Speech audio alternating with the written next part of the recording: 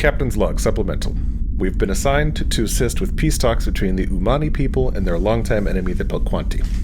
The summit has been going on for over 2 weeks and not much progress has been made. That was until Commander Pell deeply offended both parties by taking a sip of his water. Apparently both cultures have very strict customs when it comes to the order in which someone drinks at diplomatic events. After that, the dialogue between the two groups significantly improved. It seems they found common ground in their annoyance with our uncouth ways.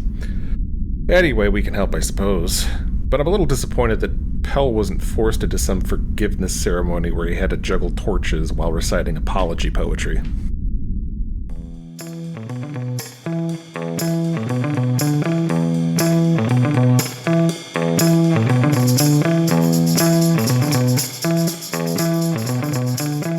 Welcome back to another episode of Captain's Log Supplemental. My name's Rob, and as per usual, I'm joined by my friends and co-hosts, Stanford. Hi! And Chris. Hey there. As well as our friend and producer, Mariah. Hi there. Captain's Log Supplemental is a Star Trek rewatch podcast. Each week, we cover another episode of Star Trek, marching ahead in chronological order by stardate. We'd appreciate you taking the time to rate and review us on your podcast supplier of choice. Those ratings go a long way to helping us reach other Star Trek fans. So, how's everybody doing this week? Doing all right. You're no fun because, like, I'm guessing you don't want me to put in the part where you fucked up, and I just have to put in the part where you got it right. Yeah, absolutely. That's what you're here to do, right? Oh man, Editing magic. Yeah, it's the magic of post. Did you start playing that Star Trek game, Chris? I don't want to talk about it because I want to save it. I want to do a review for a Potpourri segment. Oh, I smart. was like, shit, that's some good banter right there. Well, fuck. Yeah, I thought about making it banter, but then I'm like, no, I'll save it for my next Potpourri.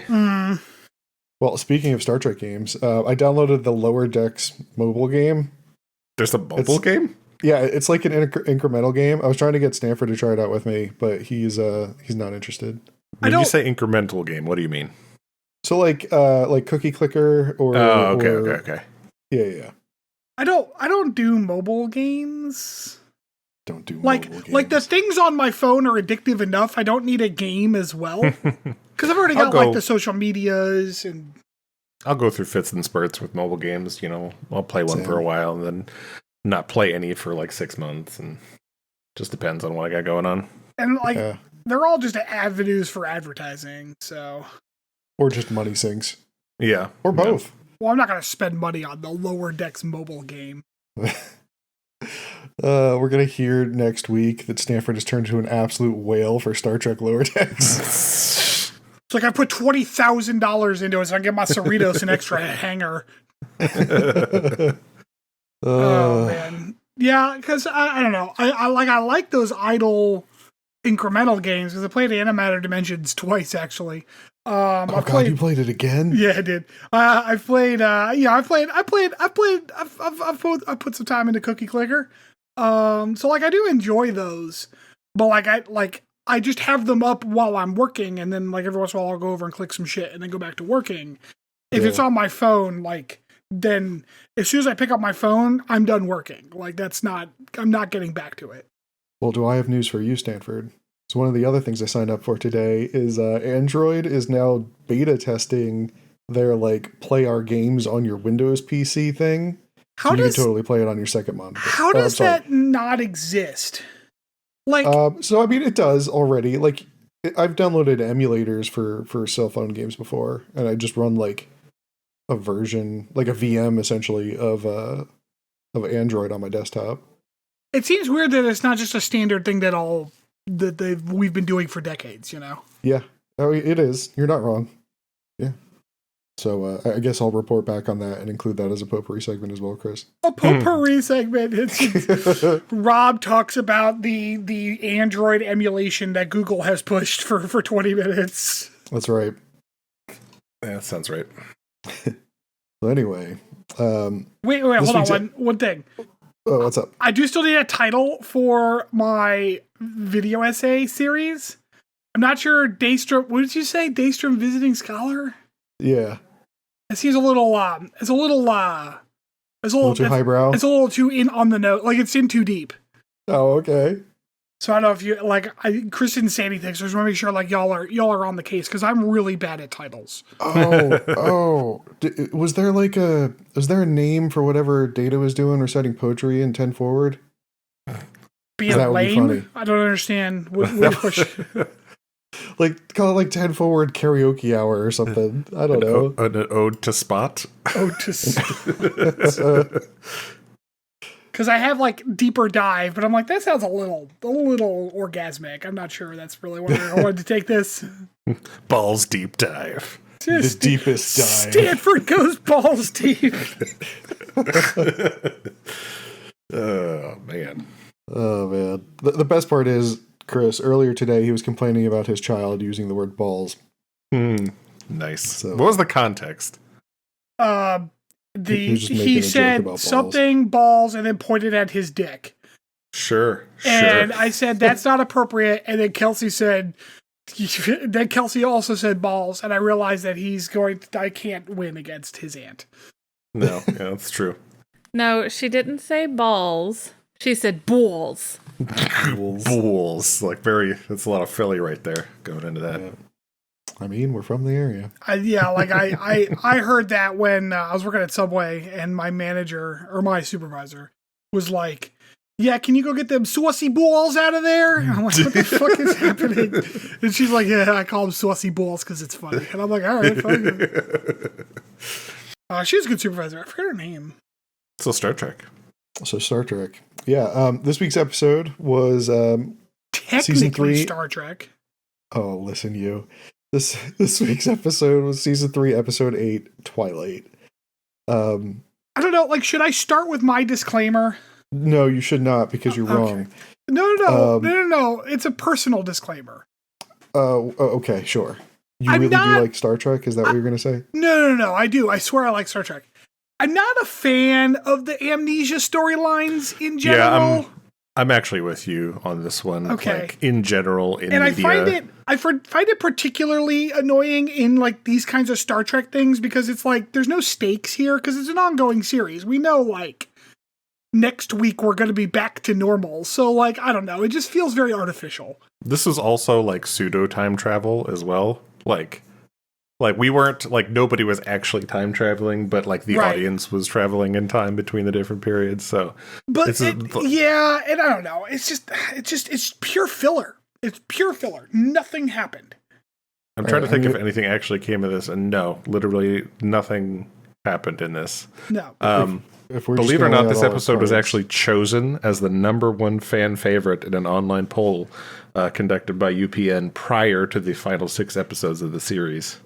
Did that poll include this and then like episodes of a different show? Like I don't understand how this one was the best. Like I know I'm not a fan of this show, but like, and I know I wasn't a fan of this episode, but this episode is like definably not as good as several other episodes. This is my favorite episode since Carbon Creek. God damn it. Are you being serious or are you just saying Rob? No, I'm being deadly serious. Like, I really like this episode. I honestly, like, it was fine for me, but I do, like I said, I do tend to agree with Stanford on the I don't generally like amnesia storylines. Because it's I don't want to say it's lazy. It's a waste of our time. Yeah, anyway, let's get into it. All right, so yeah, anyways, Rob, go ahead and tell us your fucking great ass opinion of this. All right. So yeah, this episode opens up with Enterprise coming under fire, waking up Archer. He's sleepy. He's sleepy. He's a sleepy boy. Sleepy little Archer. Hayes greets him at the door to his quarters, telling him that he has orders to keep him there from the captain. So clearly something is going horribly wrong for Archer. T'Pol gets a uniform. Yay! Yep. Yeah, we see T'Pol in uniform as Archer storms into the bridge wearing absolutely nothing but a towel for some reason. No, he's got like pajamas. He's got like a shirt.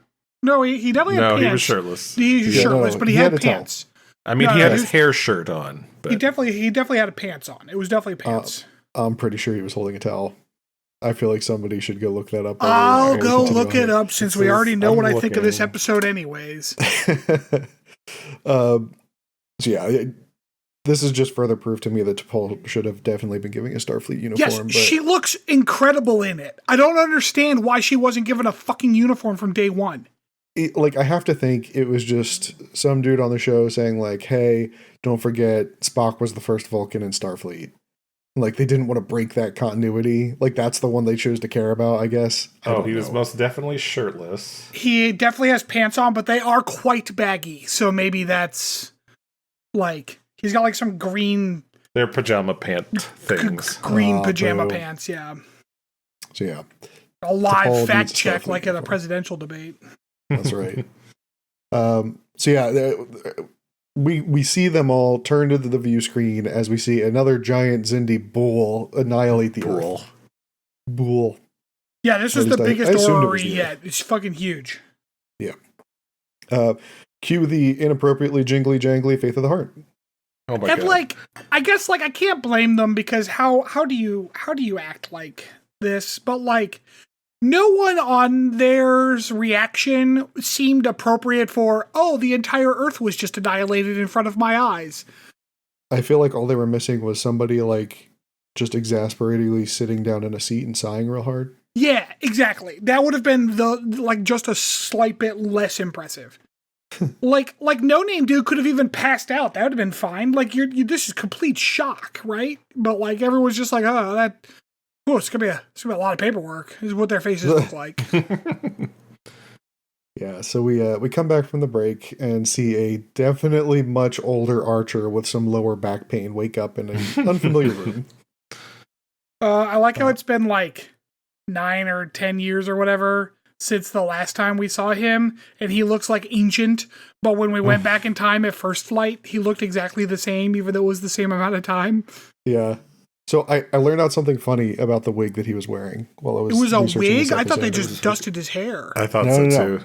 It was a wig originally intended for Saval, and they decided to keep it. Like, both Blalock and Bakula thought it was a good idea to keep it because they figured if he really was stuck on this planet under the care of T'Pol for so long, maybe she would have started cutting his hair like a Vulcan. Which, like... He didn't really have the bangs, though. No, but it wasn't like his normal, like, real short hair, you know? Yeah. I thought that was a funny little note. Actually, it would have been better if his hair was straight up Vulcan hair, like bangs and everything. Mm-hmm. Because if T'Pol was cutting his hair, yeah, that would have made sense. Yeah. But T'Pol also, her hair was different too. Yeah, she was wearing it in like a long ponytail. Speaking of which, she comes into the room. I couldn't help but like mentally gag, and I thought, gross, he married T'Pol. Not for Archer, but for T'Pol's sake. Yeah. And then she tells him, Jonathan, please sit down. And I was like, oh god, first name basis confirmed. Jonathan. Yeah, so T'Pol tells him that it's an important day and that she has something to tell him. And then asks him, like, what's the last thing you remember? So this is when we're cued in to the fact that, you know, he's been unable to really form any long-term memory since an incident, which he then recounts. He remembers being in the command center.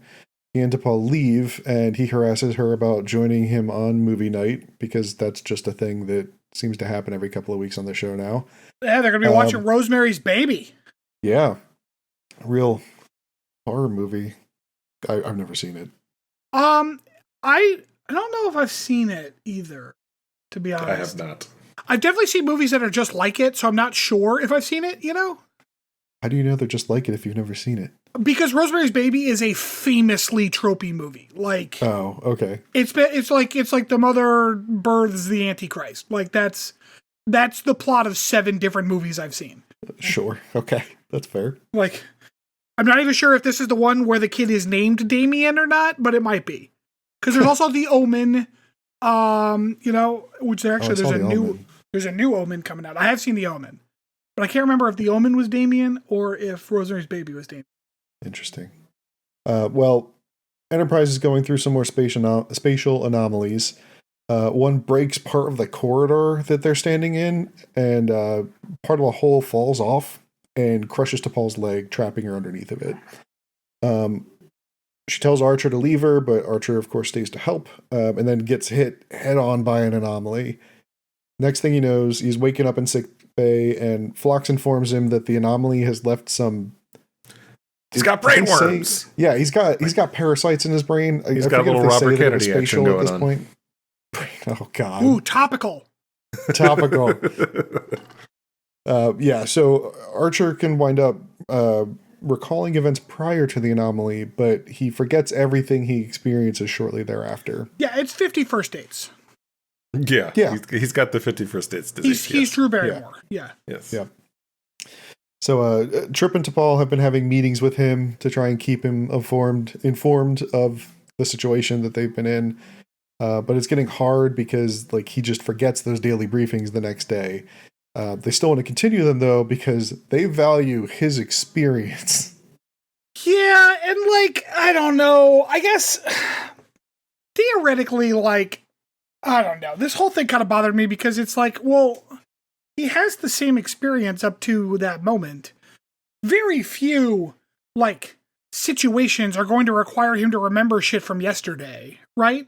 Like, it's stuff that he's going to need to know in the moment. I'm not saying he could be captain, but there's definitely shit he could do. Yeah. Sure. Like, what bothered me more about it was I thought they were trying to say that, like, they just wanted him to weigh in on situations that were happening that day. Like... Right, which would make sense. He's a competent captain. Because it's like, okay, well, you're going to forget everything I say in about 6 hours, but until then, like, here's what's going on today. What do you want to do about this, this, and this? Yeah. Like, he can at least be an advisor.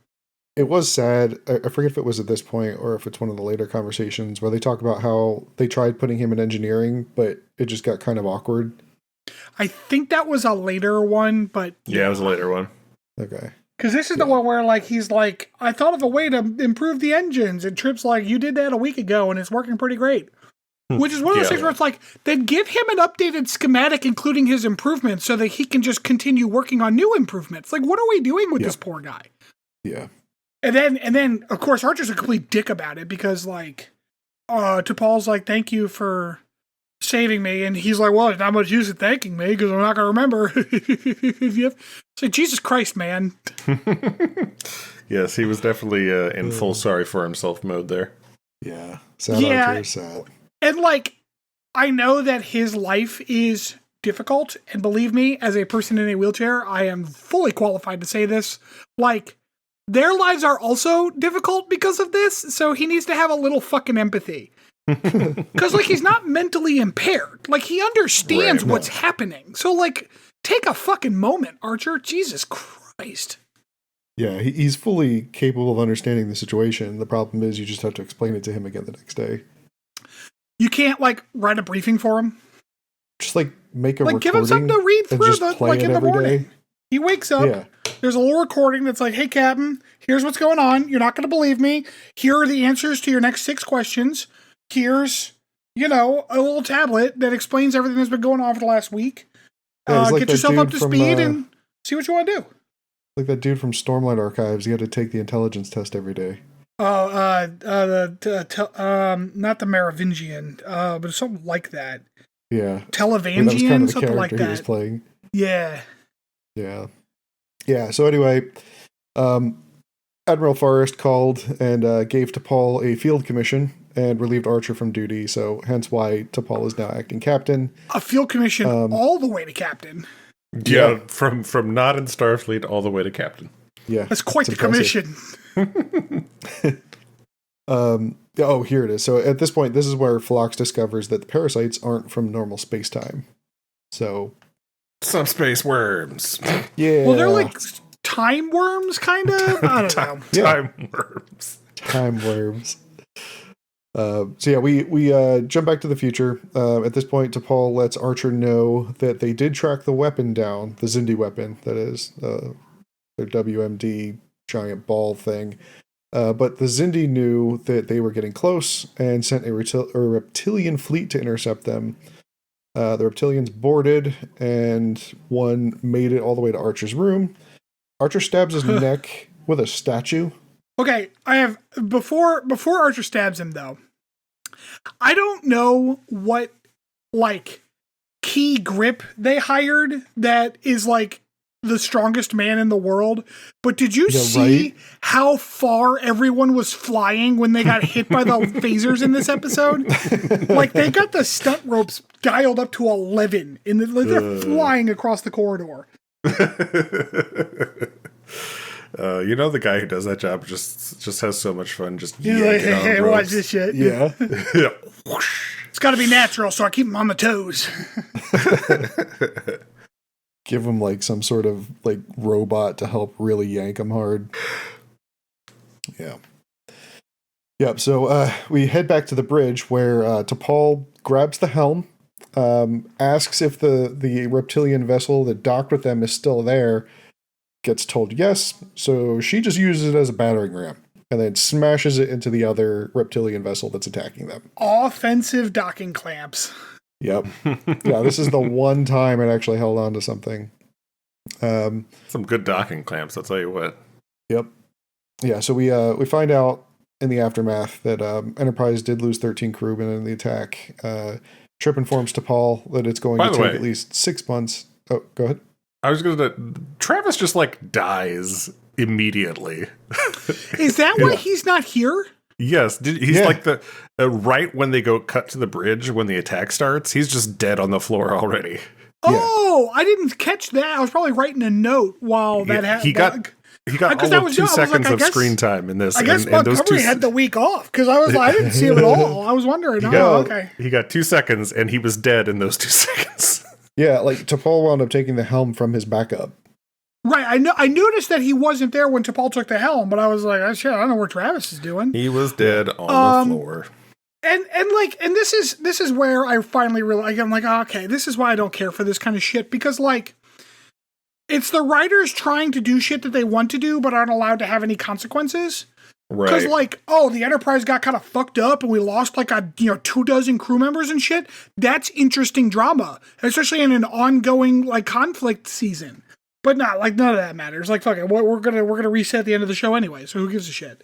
So it's like this is what I mean by it feels like kind of lazy and, and gross. What's annoying about it is because it's like it's a bottle episode, right? But they're using like events that are happening in the main storyline and just erasing it at the end. Right, like they're doing things for the shock value, but they don't have to deal with any of the consequences of those actions. Yeah. And that's like this lazy writing. It's just because the consequences are the interesting part, but that's also the hardest part to write.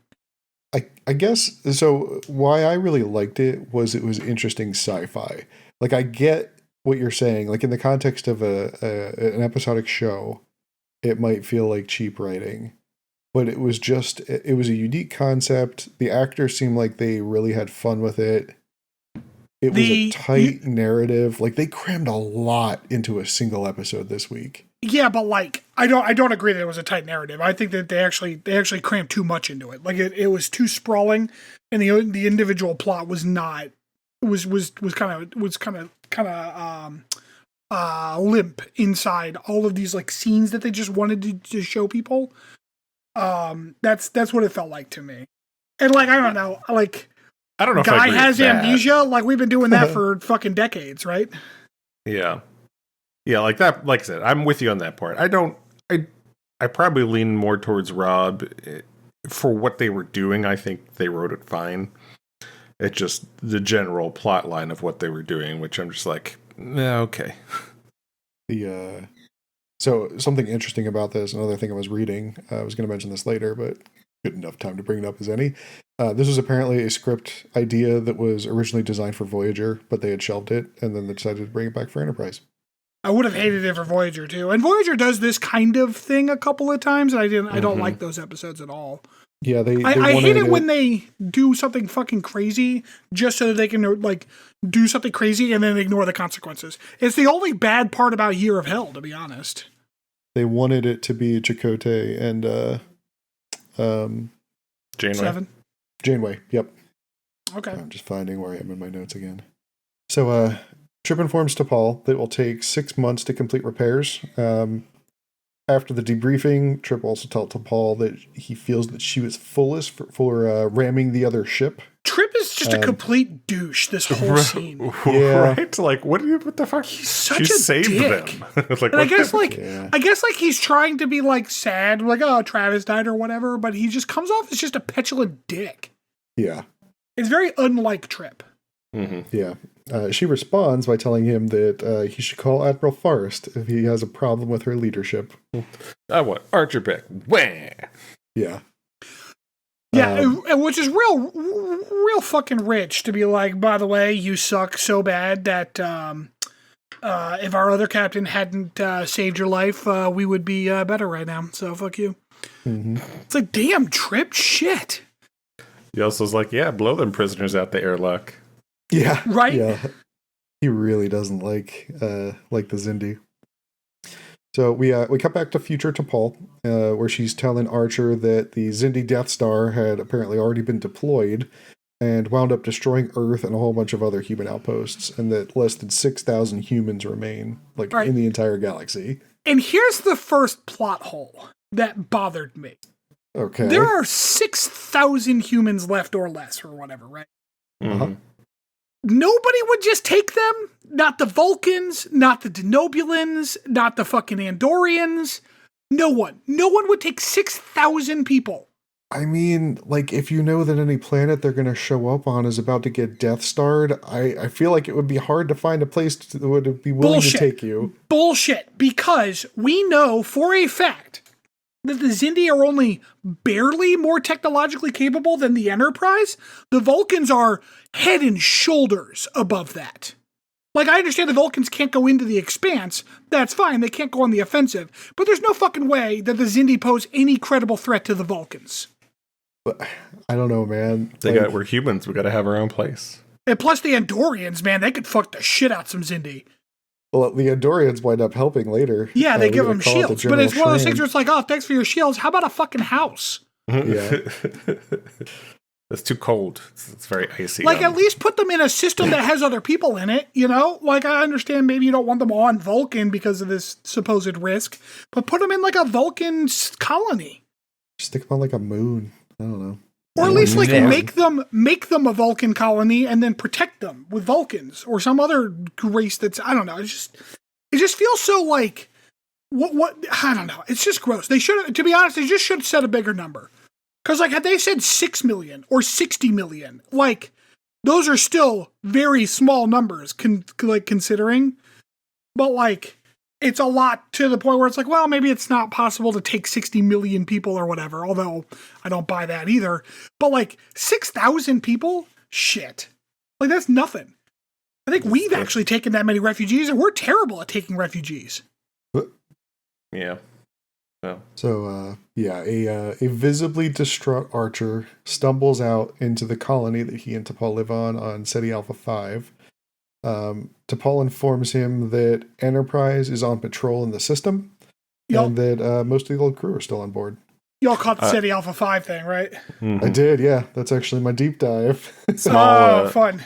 Small trivia note here. Apparently, there was supposed to be a scene with an aged Porthos, but I saw that. It didn't make it to the final cut. 12 so sad. years later, oh, that fucking dog would have been so sad looking. It's the future. I I'm a also, like, blogger. they've been on Seti Alpha V for 10 years. It still looks like ass. Like, they couldn't get any manufacturing up or whatever. It's like a Fallout village. Yeah, Yeah. it's like made of, like, airplane fuselages. Like, it's not. Well, they said it was, they built it out of the parts of the ships Yeah, that all were right. used in the For a the year or convoy. two. It's the future. Like, 10 years of today's standards wouldn't let the settlement look like that. Yeah. Well, I guess it depends on what country you happen to be in. Look, they're only 6,000 people. They don't have all the manpower. Yeah. Back in the past again, T'Pol receives Ambassador Saval aboard Enterprise. He very snarkily tells her that the Starfleet uniform doesn't suit her.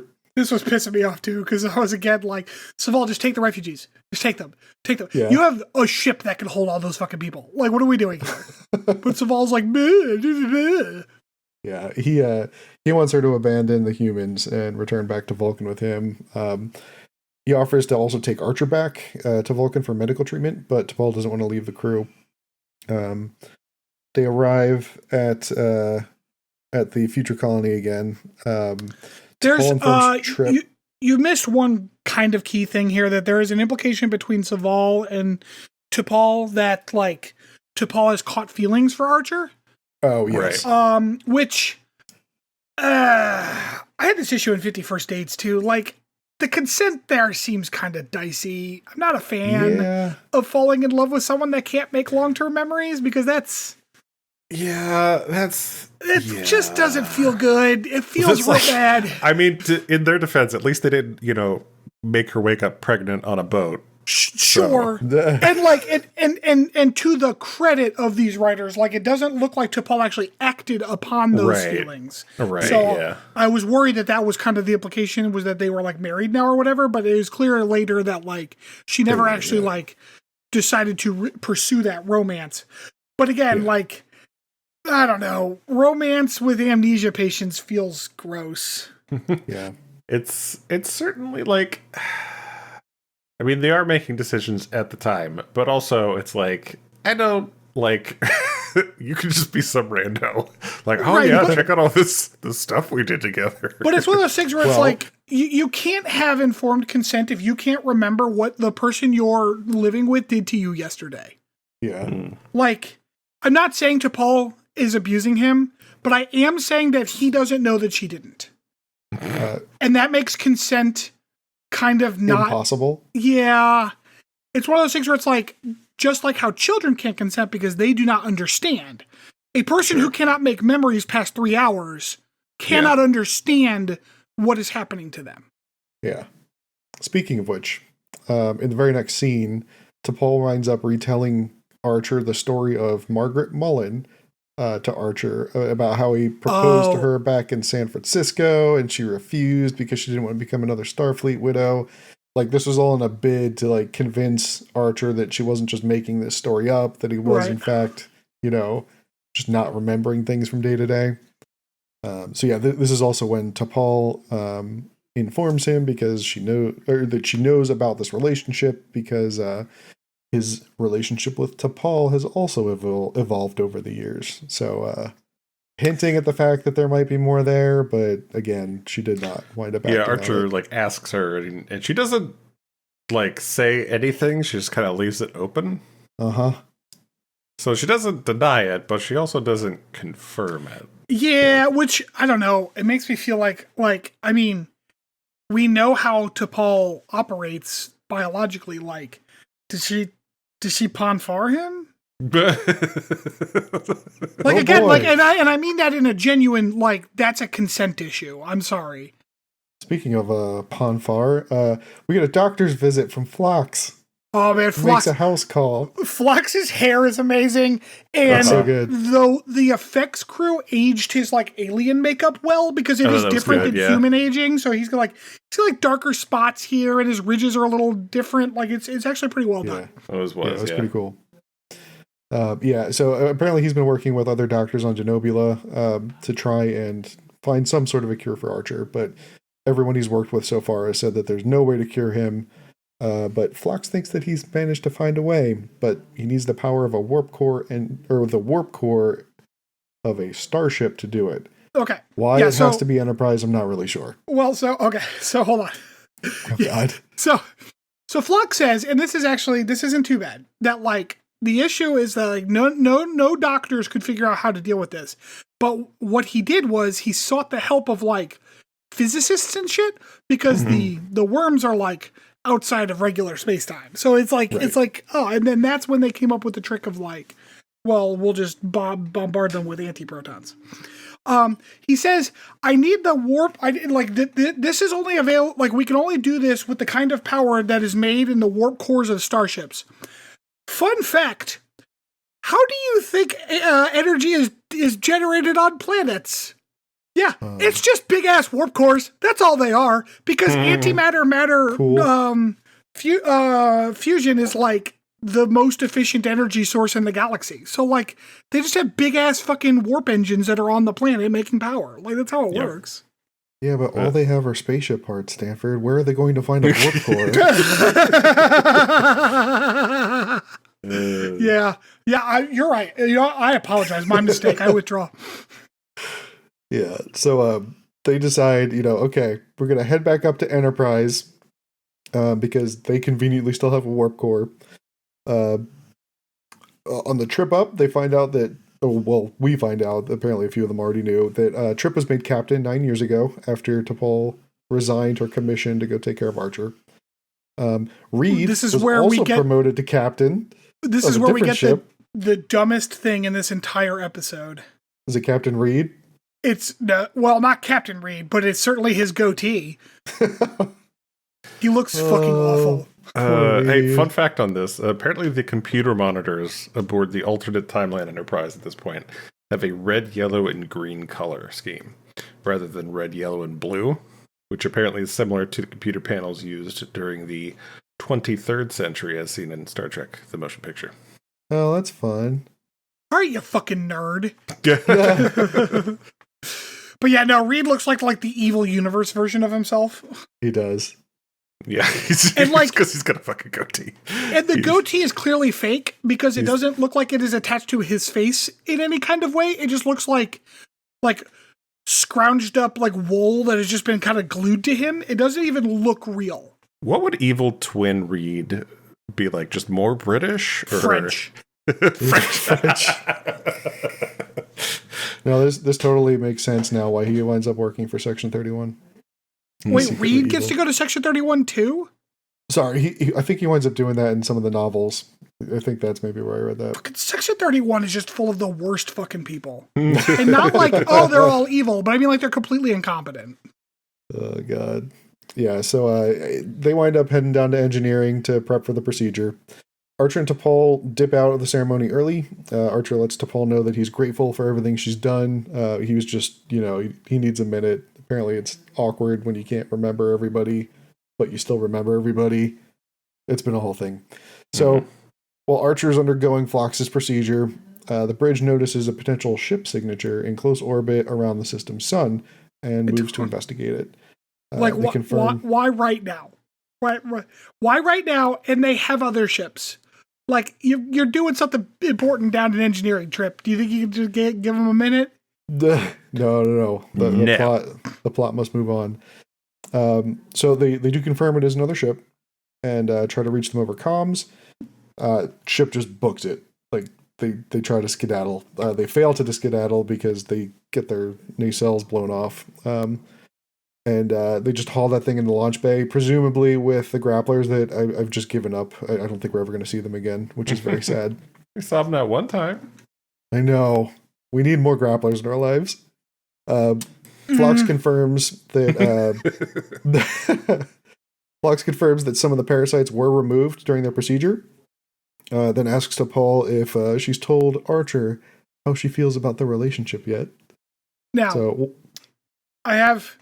I know that I always say that Archer being intimidating is the least intimidating thing a man could be. Turns out, intimidating Tucker is a scary fucking scene. That man can be scary. Oh my God. Yeah. We get a very intense scene of Trip and Reed interrogating the alien that they found aboard that fleeing ship. The alien insists that they're just a trader and doesn't have any goods on board. Trader. Trader. Not to be confused with traitors from last episode. Because they jettison them like a smuggler after being fired upon. They admit, finally, after Trip threatens to slice their ship apart, that they were actually following Phlox for an anonymous client. So Trip goes to check in on Phlox and T'Pol. The two of them fill him in on their new findings. It looks like the parasites are disappearing not only from the current scans that Phlox took post-procedure, but also the decades-old scans. So this is where you realize, we can cure him now, and it cures him in the past. So I have a bingo question. Okay. Does this count? Didn't we have a bingo? Yeah. Does this count as a Vulcan admitting the possibility of time travel? Ooh. Because, like, it's not actually time travel per se, but she's definitely admitting, because it was her idea, that they can change the past. I vote yes.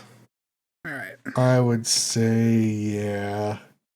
Rob, it's your episode. You get to decide. Yeah, I say yes. It counts. We're counting it. Sweet. When I was watching it, I'm like, oh shit, is she going to admit that time travel is possible? But again, she didn't quite say that, but like it's definitely in the same spirit as time travel. Yeah, for sure. So yeah, it looks like some of the parasites are disappearing from, not only current scans, but past scans as well. Engineering, however, stopped them from continuing the procedure once they realized that might have to engage with the Xindi. So the two of them wind up pleading with Trip to let them continue because, T'Pol, hints as much that, they might be able to fix the past, not just the present. But Trip refuses and, cue the phone call from Hoshi letting him know that, we got 6 Xindi ships entering the system behind us. So we actually get what I thought was a very well animated CG space battle scene between the human and Xindi fleets. Yeah, there was a lot of quality CG in this one. Yeah, a couple of cool human ships. Yeah. 2 more ships show up to help support the Enterprise. One of which turns out was the Intrepid that Reed was supposed to be captaining soon. Gets one of its nacelles blasted right off. Yeah, I like how she's like, they said they lost their port nacelle, and like that seems like a bit of an understatement when the port nacelle was like clearly sawed off by a phaser, like it is no longer attached to the ship. It's like apparently away into space. Interestingly, apparently the effect shot of the Intrepid losing its nacelle was not originally scripted.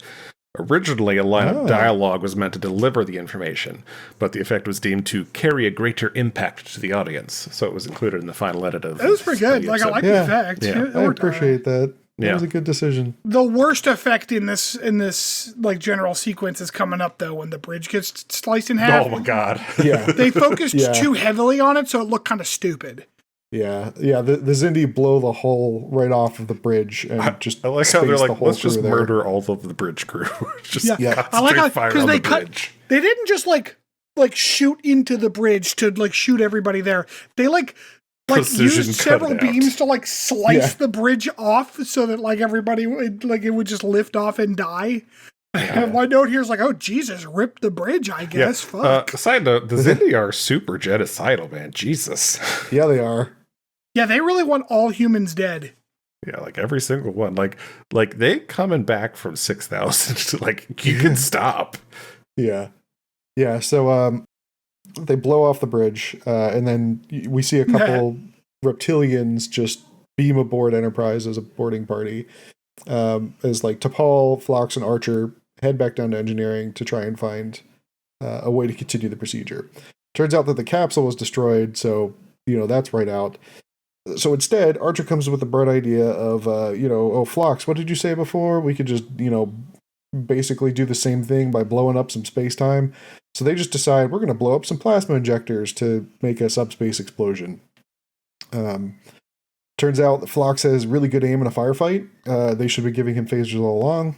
He actually managed to shoot a Xindi, but also gets shot in the process by the Xindi's friend. Fortunately, the Xindi are advancing at what I have deemed dramatic pace because they're like creeping along. Yeah, it's like Michael Myers. T'Pol helps Archer get set with the injectors, but also gets shot by another reptilian Xindi. So Phlox shoots a Xindi, gets shot once with the Xindi thing, passes out, stunned, or dies. I'm not sure how the Xindi things work. Great. Well, he fell. Yeah, well, he got shot and it didn't fell. Okay, fine. Yeah. T'Pol gets shot. She immediately falls. Stunned, unconscious, whatever. Archer, though. That motherfucker takes, 4 shots to go down? Fucking Boromir here is still hitting buttons after he's been shot twice. You can't outdo Captain Doer. He's going to keep getting things done. He's going to do until he can't do no more. Yep. Yeah, so he takes a couple of shots, one of which is just right in the back, but manages to finish overloading the injectors. Would you say it was a back shot? Gross, but yeah. Is this not a term I'm familiar with? manages to blow himself up. We're just going to keep moving along here. Manages to blow himself and the rest of the Enterprise up, but in the process, destroys the space-time worms. So apparently that makes everything all better. What do you think would have happened if they had just killed him? Well, I was thinking that as he was getting repeatedly hit with disruptor blast. I'm like, if he dies, does that mean the worms like they can't be like cured or whatever? Or does maybe they move on? Yeah, I don't know. Do they just hang out in his brain area so it doesn't matter? Like, what's the deal? Yeah, I'm not sure. Phlox and join his menagerie. Yeah, that would be a cool short trek. They should do that. But anyway, we then revert back to an unchanged past. Phlox and T'Pol are there as Archer comes to after, once again, being hit by that space anomaly. But no sign of parasites this time. Phlox just wants to keep Archer there overnight for observation. So T'Pol very kindly leaves him with a copy of Rosemary's Baby to watch on a little iPad, Star Trek iPad. I forget what those things are called. Pads. Yeah, they're just called pads. Okay. Leaves him with the pad. He weirdly asks her for a pillow, which she gives him. Okay, so the pillow was within his fucking arm reach. This is meant to be a joke. Like, haha, you'd make a wonderful nurse. Because obviously they're talking about how she was basically his nurse for 12 years. Right. But there's no context for her at this point. He just sounds like he's being... Sure isn't. The only way that this would have worked is if he... Because, like, it's supposed to be a little throwaway joke, and not only is it stupid, but it's also kind of sexist.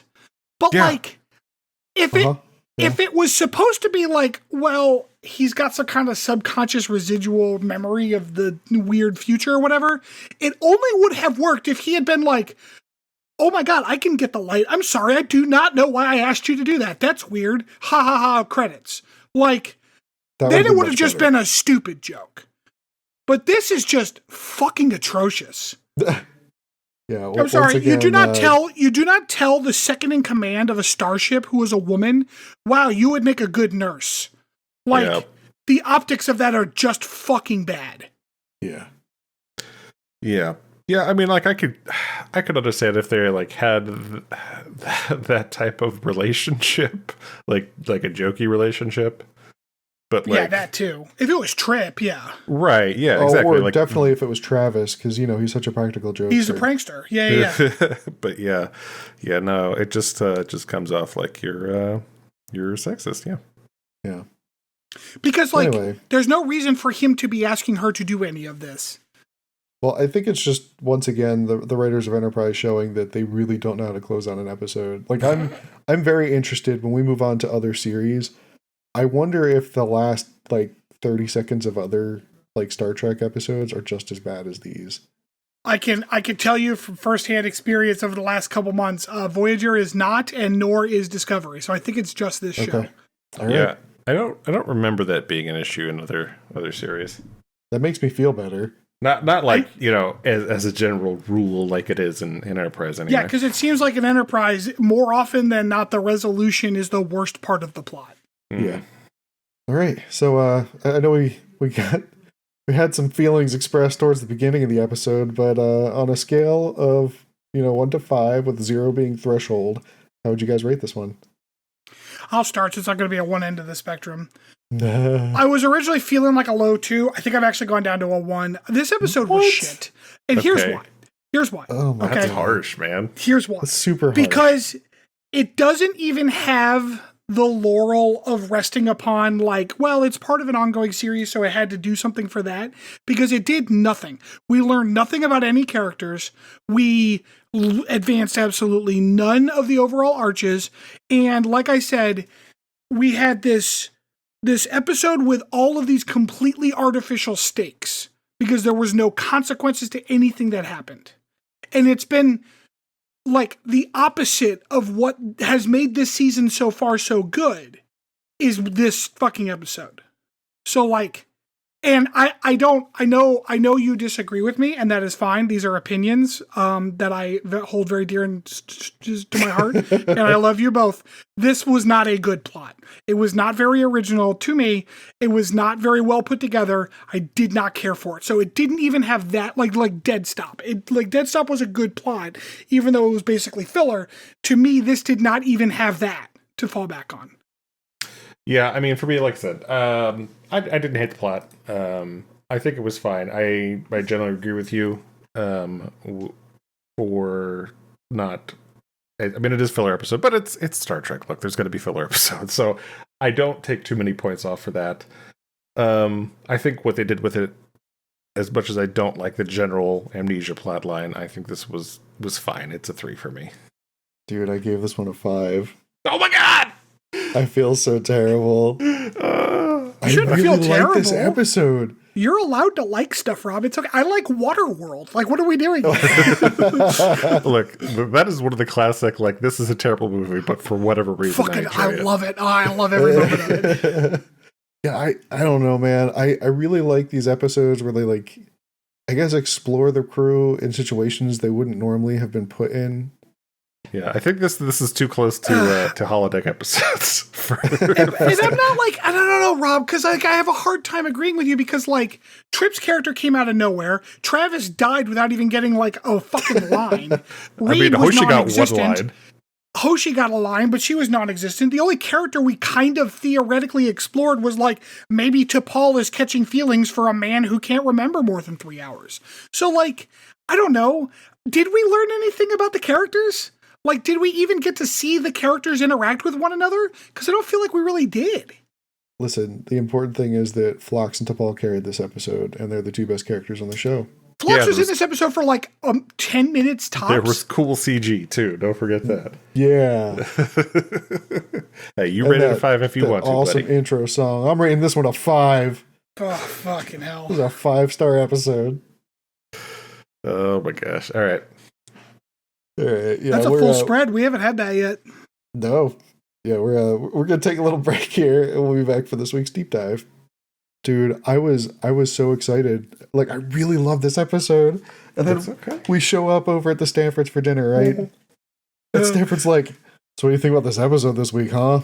It was garbage. And I was like, "No." I believe what I said was, "God, we gotta do that fucking episode tonight." Oh my gosh. Yeah, I mean, I think, well, I try to remember how I'm feeling when I'm watching the episode. Am I generally enjoying it, or is it making me mad? And that is genuinely how I do as well. Yeah. For like my starter, and then like as I analyze it, because that's what we are doing here, then I'll like adjust. Mm-hmm. Because sometimes I go up, sometimes I go down after the analysis. But Jesus, man. I did not enjoy a minute of this fucking episode. I really, really didn't. This was the closest I've come to like, don't get me wrong, it was not edge of your seat viewing, but this is like the closest that I got to that, like in the entire history of Enterprise that we've seen so far. I don't know how you think this is better than Impulse, or even as good as Impulse. Yes.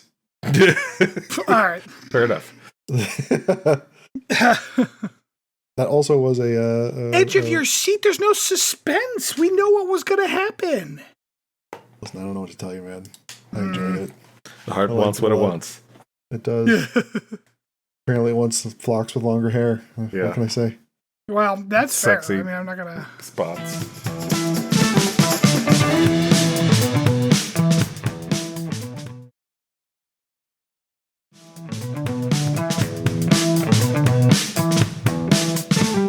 All right. Welcome back, everybody. So as hinted at earlier, this week's deep dive is going to center around Seti Alpha V. So Seti Alpha V is, of course, the 5th planet in the Seti Alpha system. This is Seti Alpha V. Sorry. Yeah. Thanks. Thank you for that. At this point in history, Trip had described it as barely Mishara class, meaning that like barely classifies as like livable by humans. Back in TOS, we got an episode called Space Seed in season 1, where Enterprise and the TOS crew come across a space ark, essentially, that they realize is this early Earth model of spaceship from like the 1990s. The ship, the USS Botany Bay, they tried searching old Earth records, couldn't find anything about its history. So they decide, let's just wake up one of the sleepers in the space ark and transport him over the med bay for questioning when he wakes up. And they grab the Botany Bay and start towing it to the nearest starbase. So anyway, turns out the sleeper they had just woken up was none other than Khan Noonien Singh. Yes, that Khan.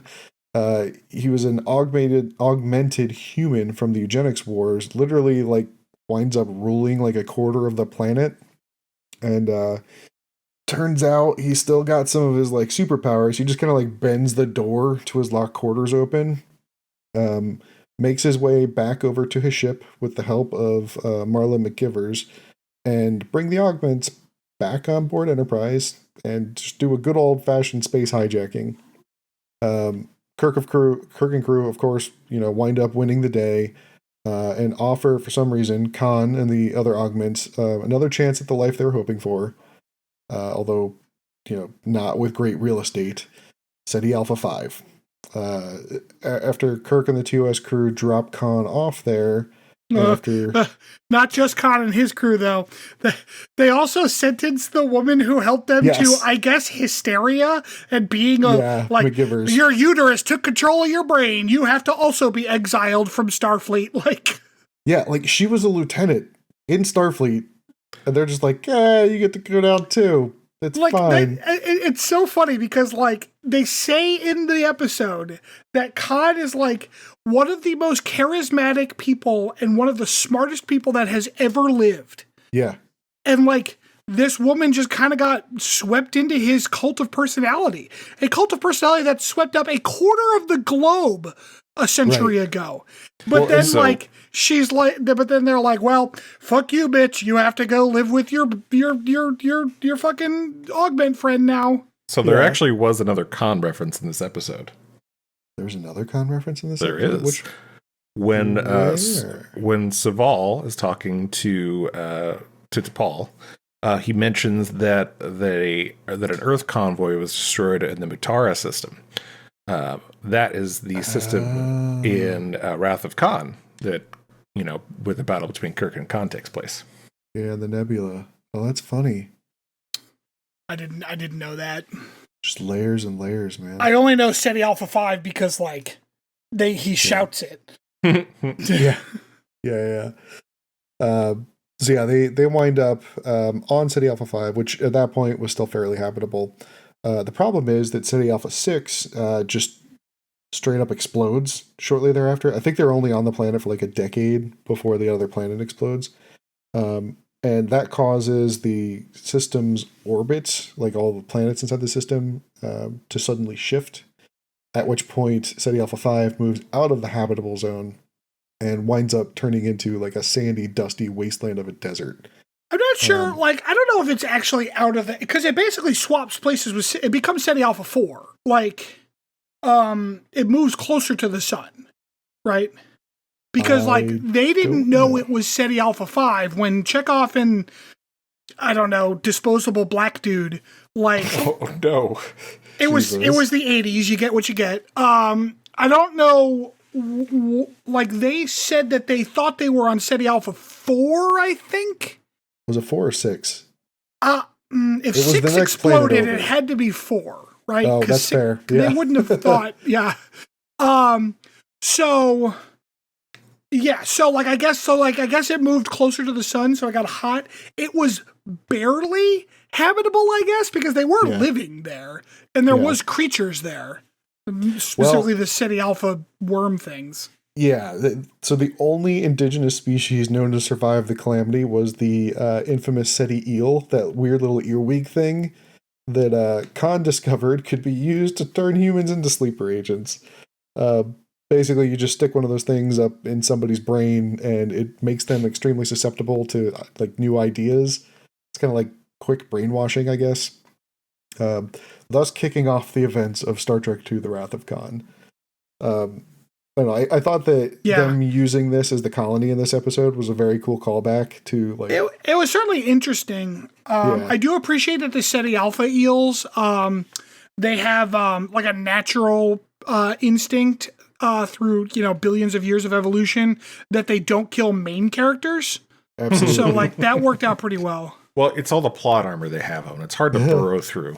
Right. Do you remember- right. And it doesn't taste good. Yeah. Do you remember how that happens? Which one?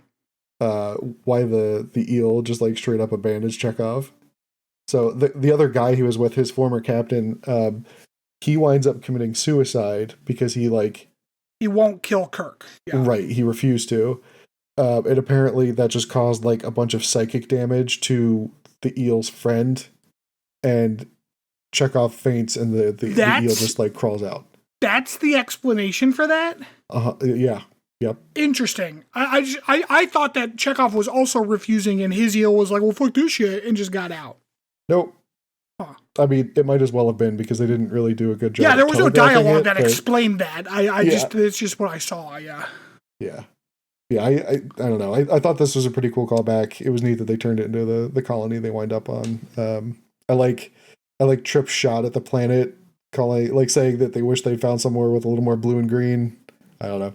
It was a cool little Easter egg in there. Yeah, I don't remember from Space Seed whether or not Seti Alpha 5 was barely habitable. It was habitable. Just like what they call it, like savage or something. I don't remember. It seems it I was don't know. habitable. I don't remember 100% the like the reasoning in that episode, but it does seem weird to exile like them to a planet, right? Yeah, you would think that, like, I mean, given what we see with Una Chin Riley in Strange New Worlds, like, I'm surprised that, I don't know, they didn't want to prosecute these guys. Maybe it was because they were outside of Federation space. I don't know. But anywho, that's the deep dive for the week. We're going to take another little break here, and we'll be back for a potpourri.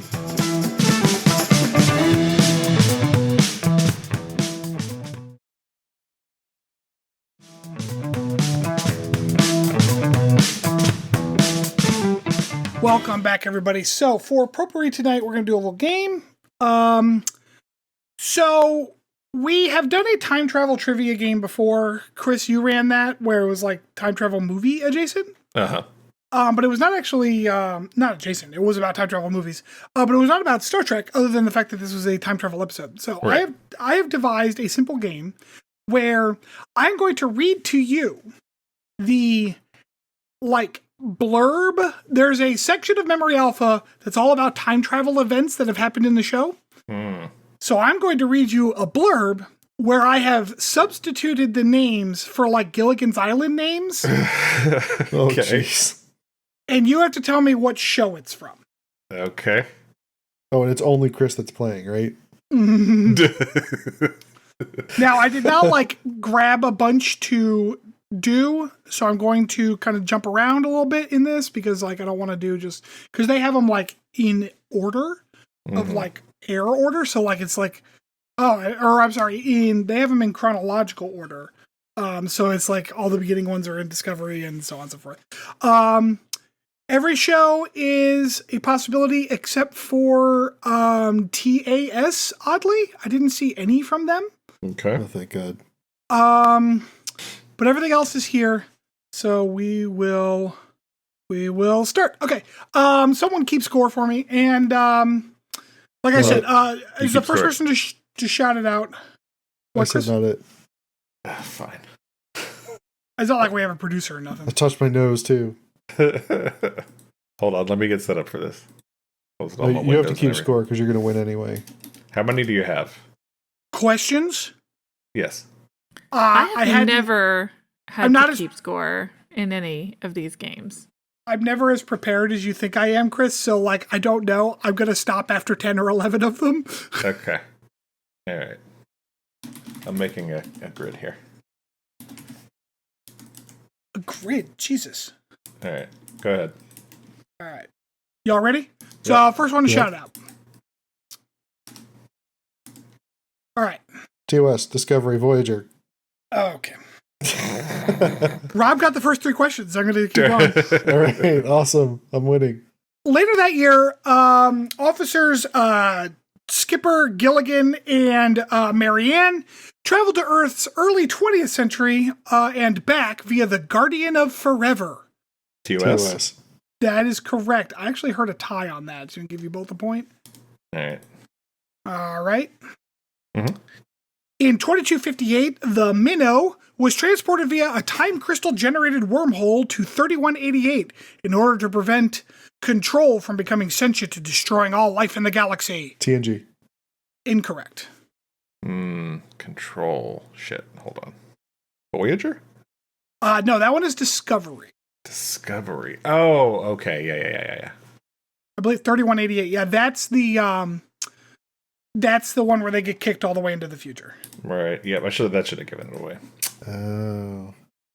Yeah, I stopped watching like halfway. Oh yeah, the season. year should have given it away. That's super far.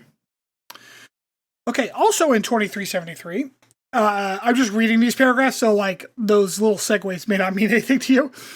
An encounter with the 29th century time ship Aeon threw the Minnow back to 1996, while the Aeon crash landed. Yeah, good job, Chris. Oh. I heard 1996. I'm like, oh, I know this one. Yep. In 2381, Gilligan was accidentally sent back to 2259 by the Krolmuth B portal on Krolmuth B when fellow shipmate, the Millionaire, accidentally activated it with his camera. That is correct. You know which episode? It's the Boimler one. That the Lower Boimler, Decks? that's the crossover. It is. Yep, it is the Boimler one. Okay. Yeah, Rob, don't be afraid to interrupt me. I know you don't like interrupting, but Chris is not. So you were really at disadvantage. I'm just going to mute myself. I'll shout out the answers, and you'll just have to give me points because it's really just a technical mishap. The USS Minnow first experienced time travel in 2266 when an emergency cold start of its warp drive slingshot the ship and its crew 71 hours into the past. TOS.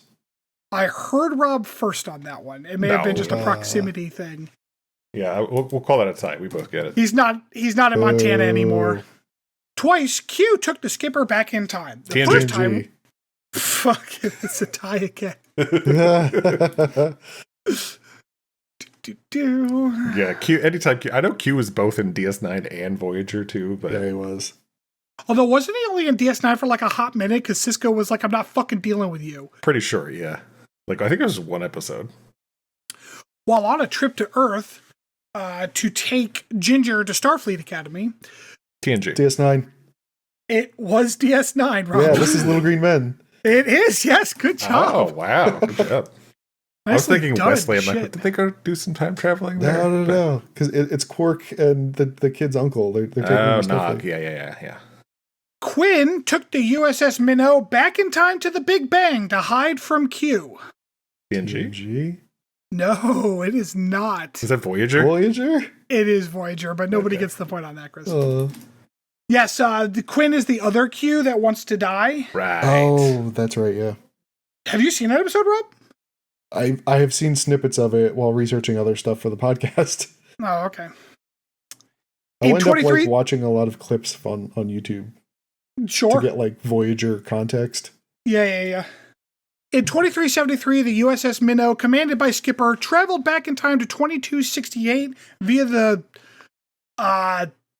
Orb of Time in an attempt by a dude I've never heard to kill a previous skipper and change the timeline. The crew of the Minnow stopped that guy without any notable damage. The previous skipper was Kirk. TOS? No. Hold on. Oh my God. I know, Rob's so mad at himself now. Hold on. Is it Strange New? No. Is it Lower Decks? It is not. Rob, go ahead. Generations. No. No? No. In 2373, the USS Defiant, commanded by Captain Sisko, traveled back in time via the Bajoran Orb of Time in an attempt by Arn Darvin to kill James T. Kirk and change the timeline. That's Trials and Tribulations. Yeah. Yeah, I decided not to do the movies because there's a couple of those, but they seemed a little too silly. All right, what are we at so far, Chris? That was 9 questions. All right, and what's the scores?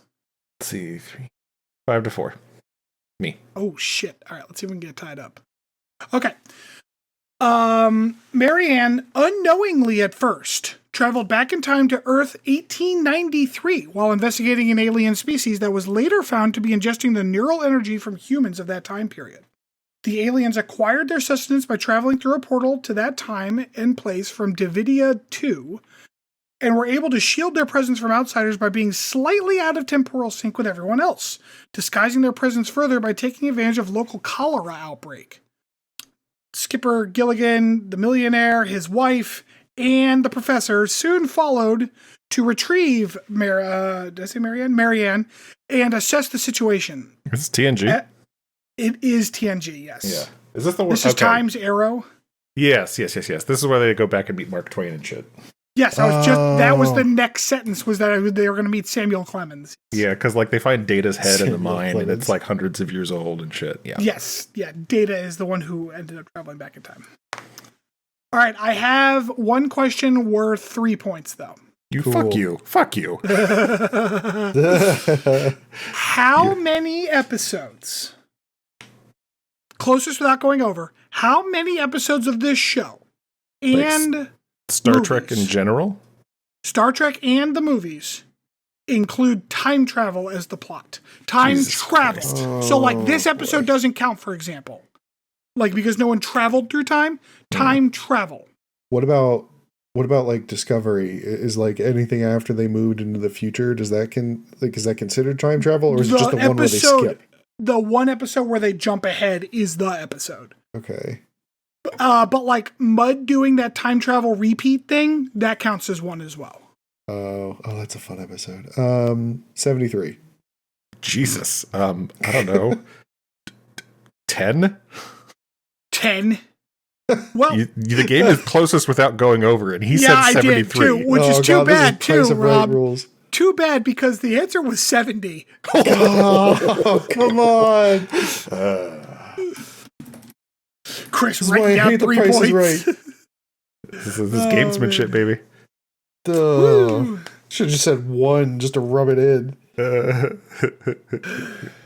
Yeah, 70 episodes of that list. You were shockingly close, and I know you just threw that number out of your ass too. Yeah, I was shocked when I first realized how many there were, because that's So, all right, cool. Well, thanks again, everybody, for joining us for another episode. Does anyone have anything else they want to tell the beautiful listeners about before I wrap? I have one trivia before.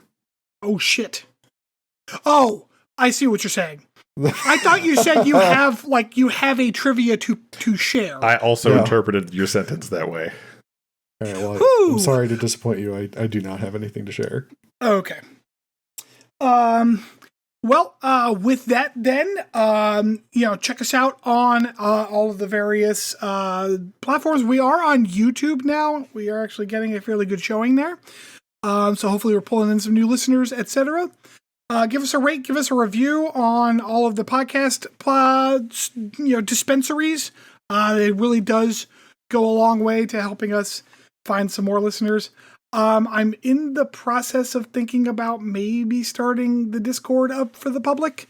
But I'm also like, do I feel like moderating that? So still a discussion I'm having with myself. Modding online forums is so fun. I don't know what you're talking about. Oh my God, it's great.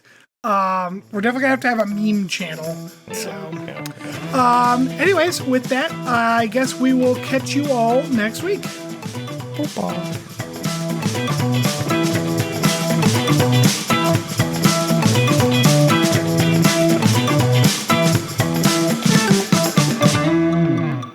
Thanks for listening to Captain's Log Supplemental. You can follow us on Twitter at PodCLS or send us hate mail at podcls3@gmail.com.